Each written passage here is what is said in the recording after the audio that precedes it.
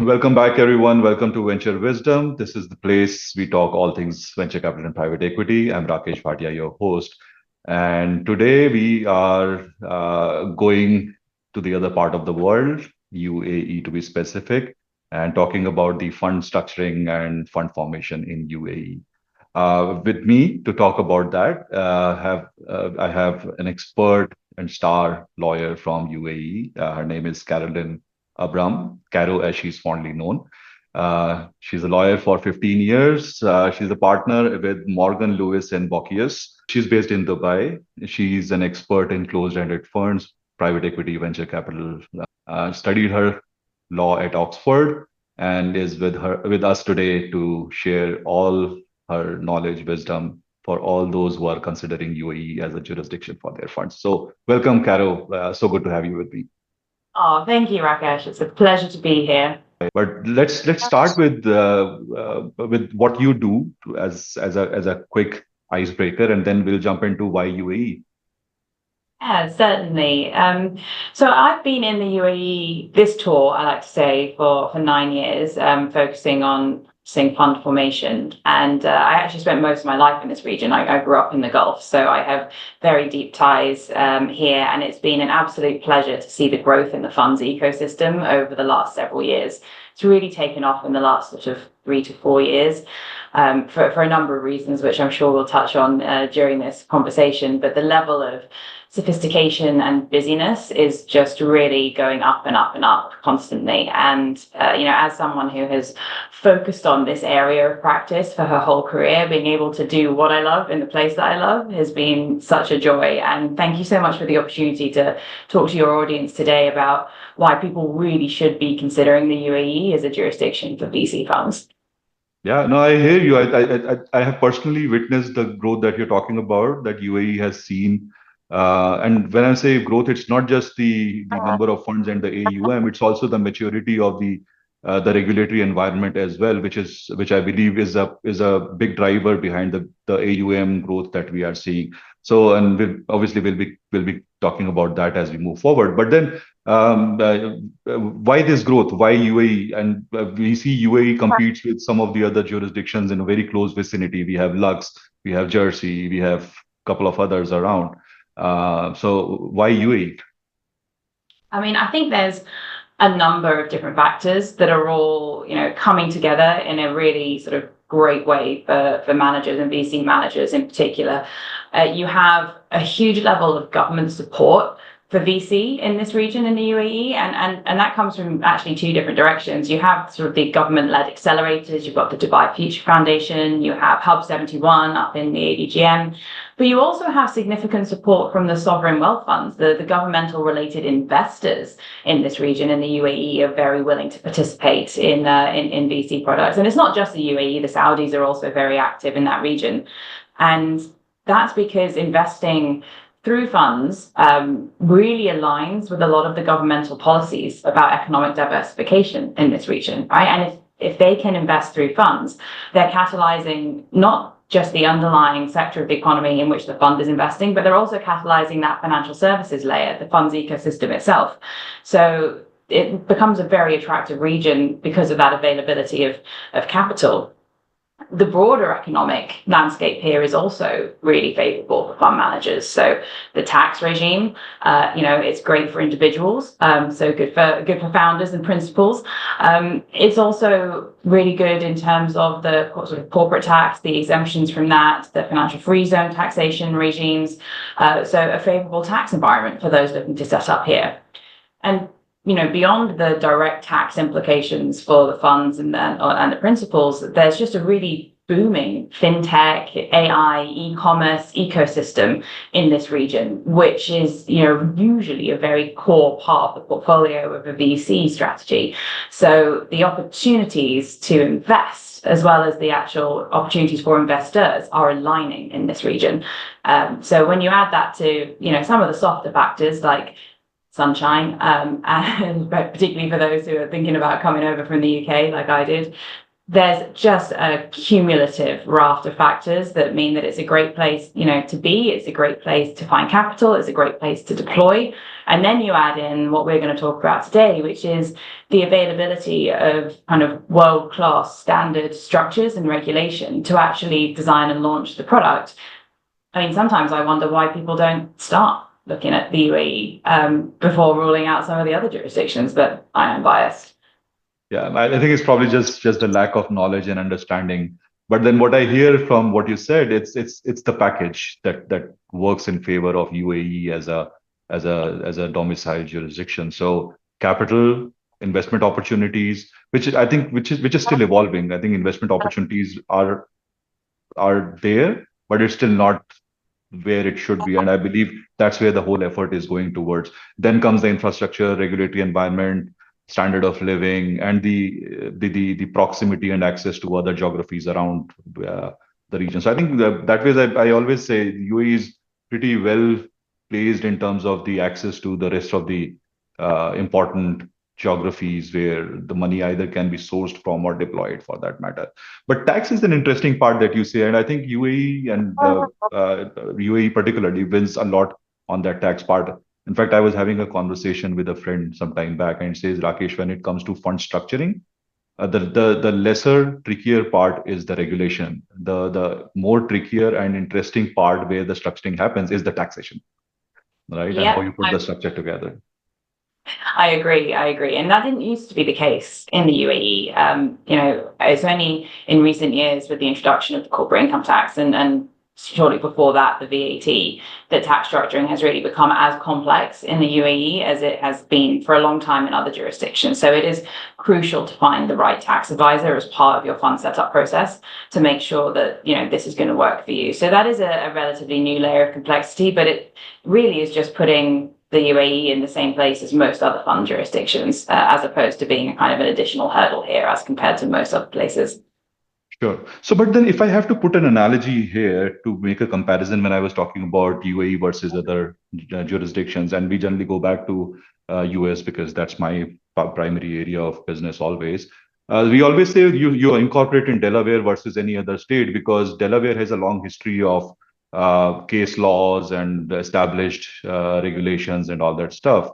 If we bring that analogy back to the region here, why would we not argue that the older jurisdictions, which I just named, whether it's Luxembourg or Ireland or Jersey or whatever, are existing for a long time and probably have much matured regulatory environment than UAE? What would you think about that? So, I mean, it's undeniable that the financial free zones, in the UAE being the DIFC and the ADGM, are much newer jurisdictions than any of those that you've just mentioned. We can't hide from that fact. But the two things I would say is that the UAE, firstly, is very good at implementing a second mover advantage. Right. They have the benefit of looking at what has worked and what has not worked in other funds jurisdictions from a kind of legal and regulatory perspective and from a tax perspective, and implementing their regimes in a way to try and omit some of the hiccups and issues that have existed in other places. So just because something is newer, I think doesn't necessarily mean it's going to be less effective. And secondly, the way that the legal regimes have been designed in the DIFC and in the ADGM is that to slightly different degrees in each of those places, they're based upon English law and regulation. Sure. So that was chosen deliberately because of the level of trust and confidence across kind of the market spectrum in the UK legal system and its regulatory system. And in the ADGM in particular, the English common law, including its essentially case law, has been adopted very, very closely. So that entire system of precedence is looked to when interpreting and enforcing ADGM law-governed documents. It is considered in the DIFC. It doesn't have the same level of integration into the legal system, but it's very persuasive authority. So you do actually get the benefit of some of that common law system of precedent and case law and things having been tried and tested in sophisticated commercial systems as well. So I like to think of it as the best of both, but there's no hiding from the fact that these are new jurisdictions. Of course. There are benefits, as I say, to that second mover, and frankly, also I would add flexibility. So the regulators here in the DIFC and the ADGM are incredibly open and available for discussion from service providers like lawyers, from applicants who are seeking to set up, and that openness for business is, I would say, miles away from my experience with regulators in other jurisdictions. I hear you. I hear you. I've seen people going through the pains, then they have to go through certain other jurisdictions. I won't name which one those are. And yes, what you said, I have heard very similar statements from people around the regulatory openness, the dialogue that they get into, and many times open to implement that as well. Because it's debatable that okay, openness to listen is one, but getting into the implementation is the second part. But that's for another day. Now that you mentioned about DIFC and ADGM, the Caro, how do we really understand the fundamental differences between the two, or they are one in the same? I know that there are two different geographical bases, but what is the difference? So, firstly, you need to kind of understand the way that the legal and regulatory system in the UAE as a whole works. For the purposes of financial services regulation, which essentially means, among other things, fund formation, there are three separate jurisdictions. There is the Dubai International Financial Centre, the DIFC, the Abu Dhabi Global Market, the ADGM, which is down the road in Abu Dhabi, and everywhere else, which I refer to as onshore or mainland. So I'll probably use that terminology interchangeably. There is a funds regime available in onshore they have a different regulator, the Securities and Commodities Authority, and they're very focused on building up their onshore funds regime and their onshore AUM. That system is very different to the financial free zones. It's civil law based. The rules and regulations are quite new there because they're trying to sort of overhaul it and encourage more of its use. So I'm not going to talk about them today. I'm going to focus the discussion on the DIFC and the ADGM, because these are the two areas where we're really seeing VC funds being established, and I think that'll be more relevant for the audience. They are very, very similar. In fact, they're so similar that for this kind of conversation today, I'm going to talk about them side by side, because it's easier to talk about the way that they are different, because that list is shorter than the list of how they're the same. The fundamental takeaway for anyone listening is that these are common law jurisdictions. As I mentioned, they're based on English law, and the financial services regulation is based on UK FCA regulation. Mm-hmm. That is relevant for VC managers is an understanding that the focus of the regulation is on the manager entity. The actual process of setting up the fund and the level of regulation of the fund is much lighter than it is as compared to setting up the fund manager. So that's the kind of lens through which the authorities here focus their oversight and their attention in terms of these regulated activities. They care about the entity, the manager that's undertaking the regulated activity. Is there a preference from both the sides? When I say both the sides, I mean regulator as well as the managers for one over the other. And why I'm asking the both the sides is also because I was just looking at the stats, right? And the stats says that ADGM perhaps has lower number of managers, but a very high comparative AUM, which is roughly about 120 odd managers. I'm not sure if that is the exact number, but that's what my research came up with about $650 odd billion of AUM.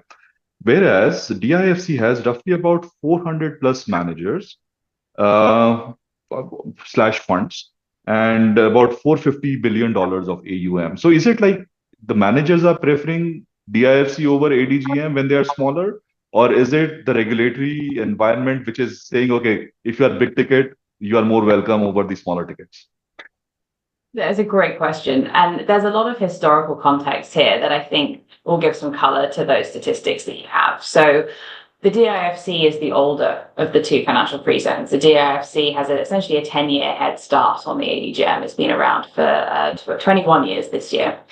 And the DIFC, for many of its initial years of operation, was really a sort of investor relations, sales and distribution hub, as opposed to being a jurisdiction where people formed funds. 10, 15 years ago, people weren't forming funds in the DIFC.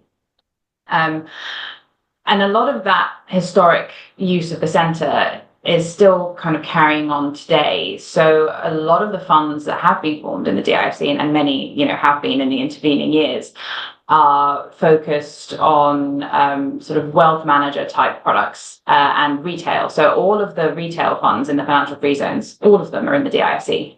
The ADGM currently is a pure institutional wholesale centre, which also then goes to your point about the relative AUM, because as we know, you tend to get the larger AUMs in the sort of very large, sophisticated institutional investor funds. Exactly. Yeah. And added to that in Abu Dhabi, I say, there's fewer managers and funds because it hasn't been around for as long.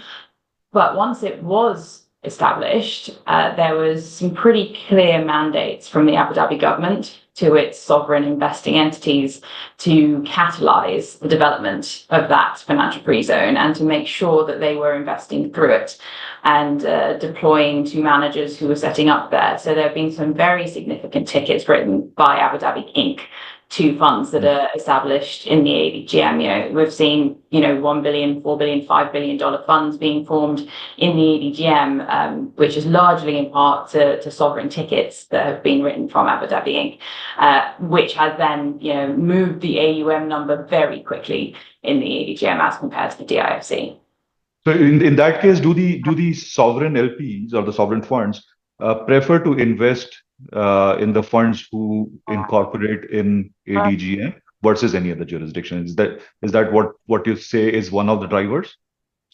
So yeah, the UAE as a whole is a federal system. It's comprised of 7 emirates. Dubai is one emirate, and Abu Dhabi is a separate emirate. And each of those emirates has their own sovereign entities.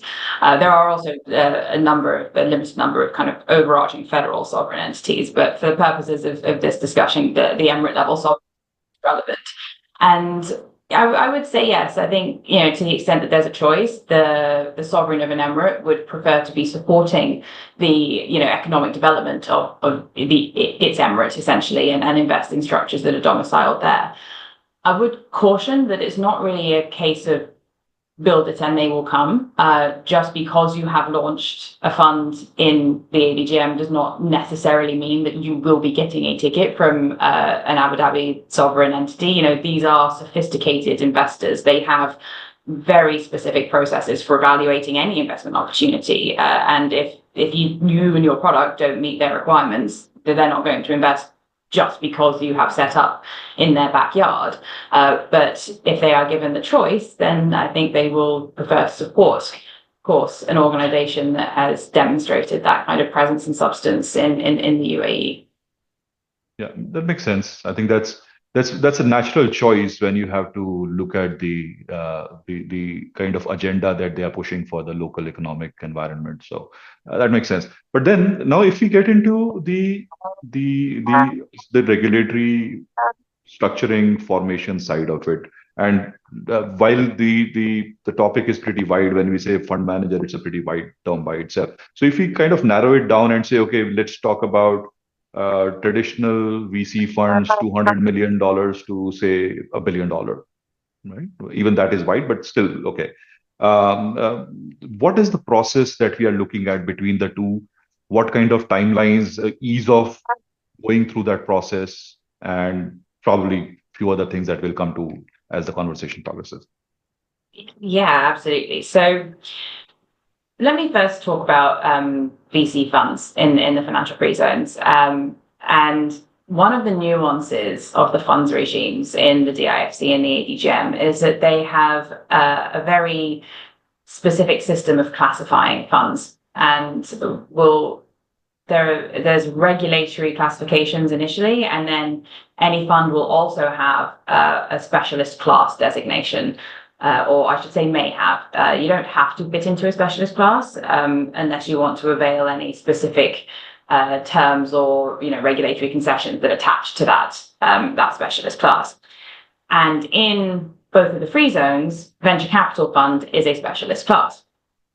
The reason that managers may want to avail that designation is because if the only funds that you are managing fall within that venture capital fund specialist class, then there is a lighter touch compliance regime available for the manager. There's a sometimes described as a special VC manager license that attracts fewer compliance obligations as compared to the fund manager license that would permit you to operate other sorts of funds. Is it something similar to what we hear as an exempt or something? I think there are a few terms called what I've been hearing. So exempt versus qualified versus whatever. So the base regulatory classification for funds in the financial free zones are qualified investor fund, exempt fund, or public fund. Now, public funds are the retail funds, so we can disregard them for the purposes of our VC conversation. The qualified investor funds, or QIFs, and the exempt funds are the two categories that are available for subscription only by professional investors.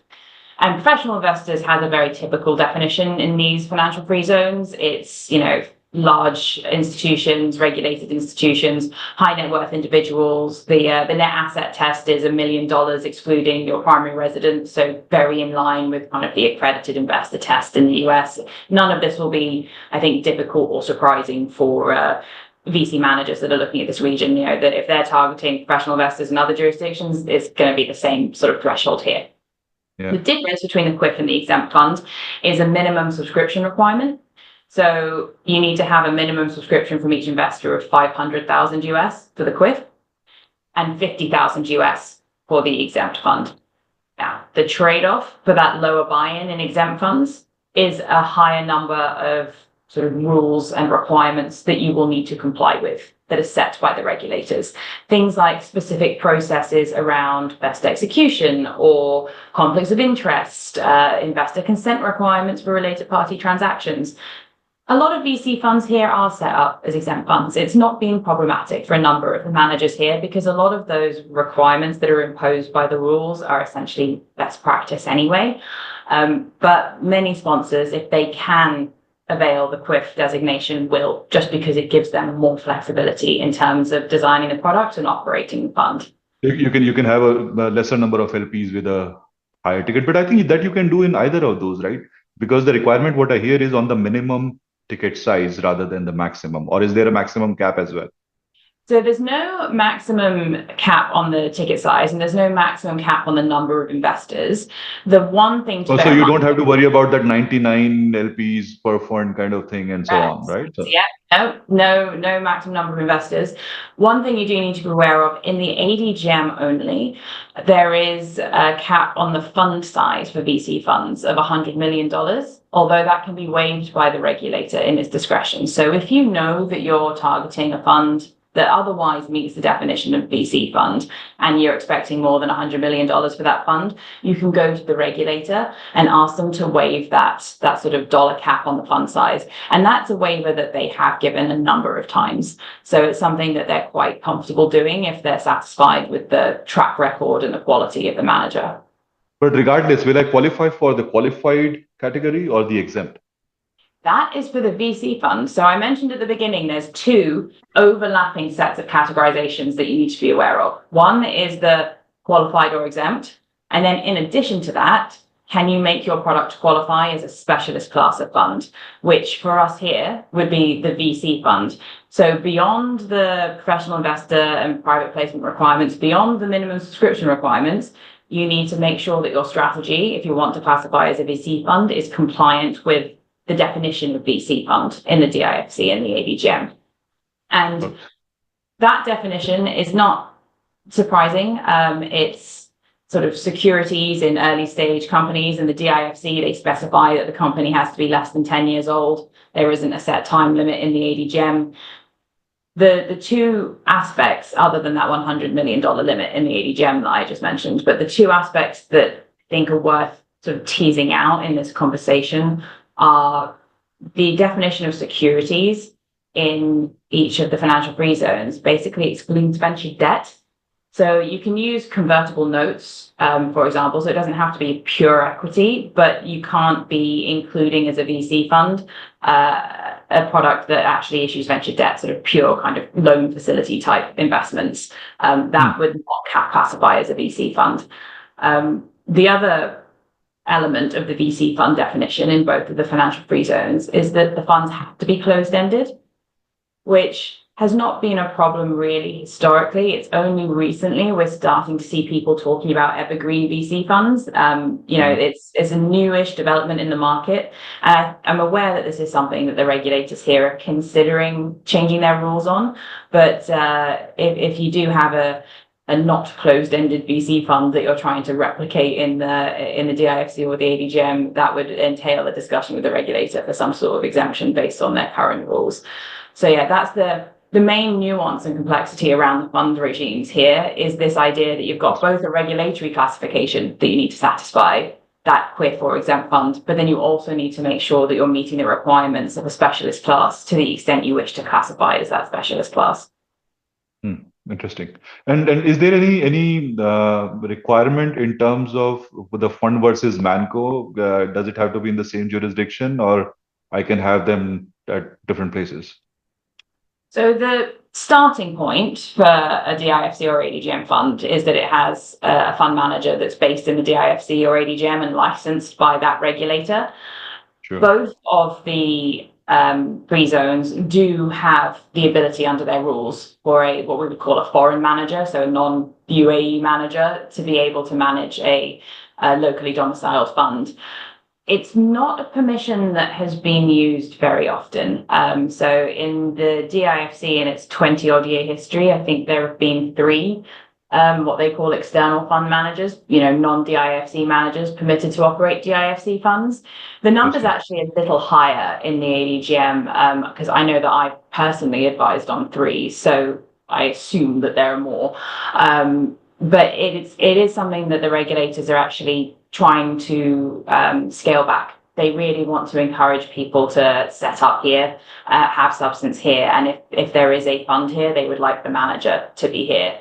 So one thing that we can talk about a little bit maybe towards the end of this discussion is the use of third-party managers and these fund platforms, which have really taken off here in the UAE and are an option for folks who want to consider a local fund but aren't quite ready to take the step of setting up a local regulated fund manager.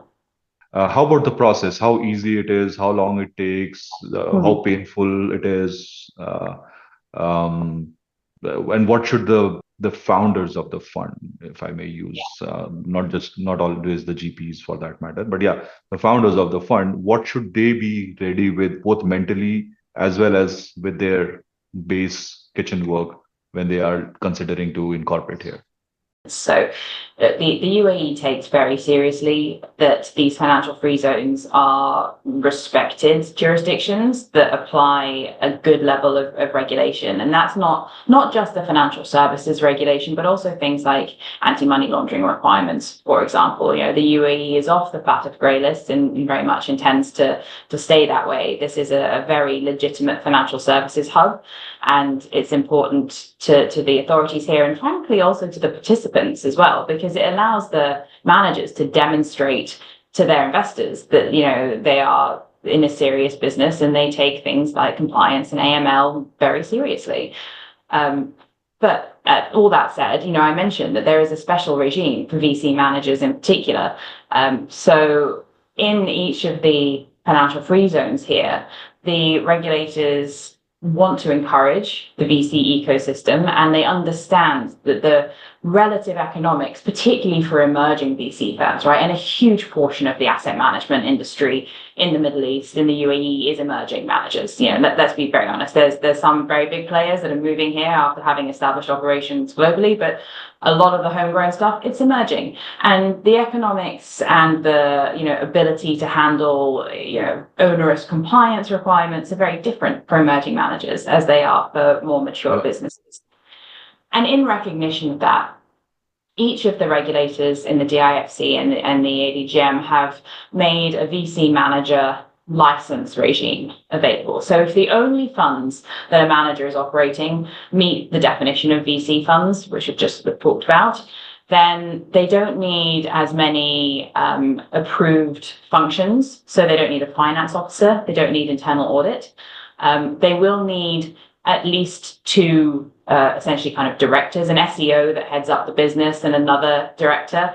The regulators can ask for more, but the minimum is 2.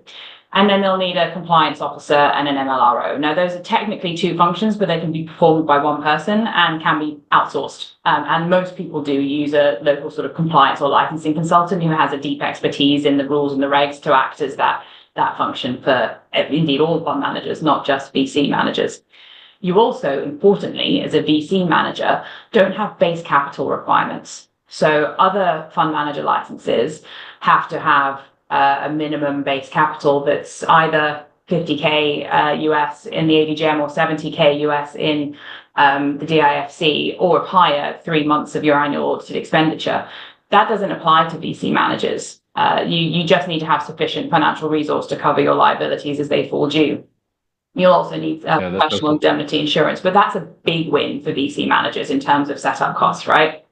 So yeah, no, I think this gives a good comparison and reasons, and the reasons are pretty compelling for that matter, Caro, for the managers, particularly emerging managers. Few of the points that you brought in.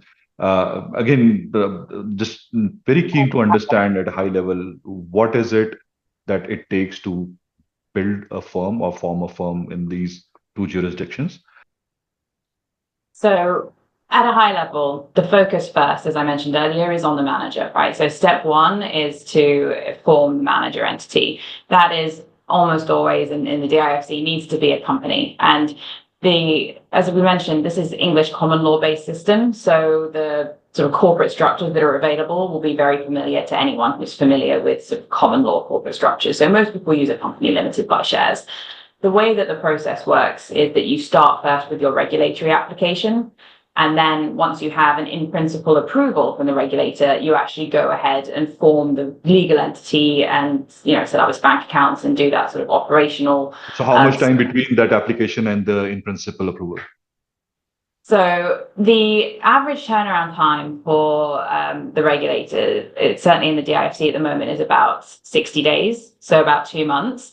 That's probably going to be lower if you're making the VC manager application, because there's fewer personnel, there's fewer requirements that you have to demonstrate that you're satisfying, right? So I think that one you could probably look at all in if you're submitting a very good quality application on day one, probably about 3 months, which is as compared to 6 to 9 months for a full fund manager, not this kind of limited VC manager license. The process would be familiar to anyone that's done a kind of UK FCA type application. So an application form to be filled in, you'll need to show sort of that you've got appropriate policies as required, and the personnel that are involved in the business. And remember, there's a minimum of 2 here, the SEO and another director, will need to be fit and proper. So there's sort of just a risk and kind of a reasonableness based test for their level of experience. The SEO is usually expected to have about 10 years of experience in the VC space. Certainly in the DIFC, that's sort of part of their guidance. But there's no additional sort of certification or local exam that these people need to do, which can be the issue in some other jurisdictions. So it really comes down to their experience more generally, as opposed to having a specific piece of paper from the DIFC. So that experience could, if we lack it, can be complemented by some advisors or anybody? Yes. So this is why the regulators will look at the sort of makeup of the firm as a whole, like its overall resources. So you can bring in another director or even show that you have senior advisors, if you don't have individuals that are willing or able to serve as directors, for example. And I should have flagged that SEO, the person who's sort of principally responsible for the business, which is usually the principal, does need to be resident in the UAE, right? So if you are setting up a fund manager in the ADGM or the DIFC, you're going to need at least one person, that SEO, the most senior person to the business, to be based here. So do you think that is a deterrent by any chance? Or are authorities considering any exemptions on those?